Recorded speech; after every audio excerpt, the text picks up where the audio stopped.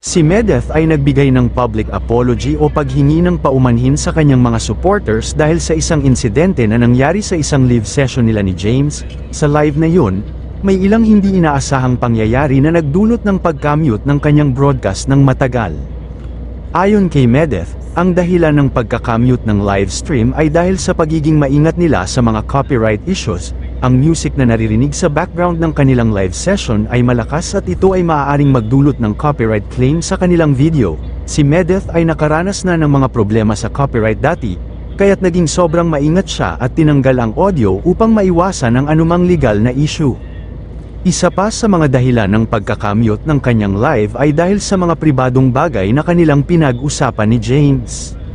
Sa kabila ng pagiging open nila sa mga supporters, may mga usapan sila na hindi nais ipamahagi sa publiko, sa kasaysayan ng live stream, habang ang mga usapan ay naging mas personal.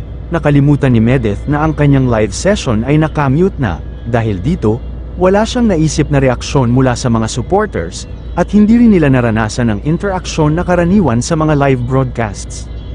Dahil dito, humingi ng paumanhin si Medeth sa kanyang mga fans at supporters.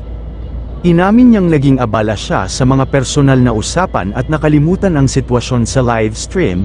Ipinahayag niyang nauunawaan niya ang kalungkutan o pagka-frustrate ng mga nanood, lalo na ang mga hindi nakarinig ng kanyang mga sinasabi.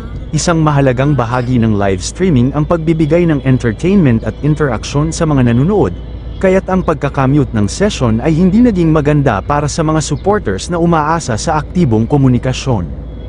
Sa paghingi ng paumanhin ni Medeth, ipinakita niya ang kanyang malasakit sa mga taga-suporta at sinigurado niyang mag-iingat na siya sa mga susunod na live sessions.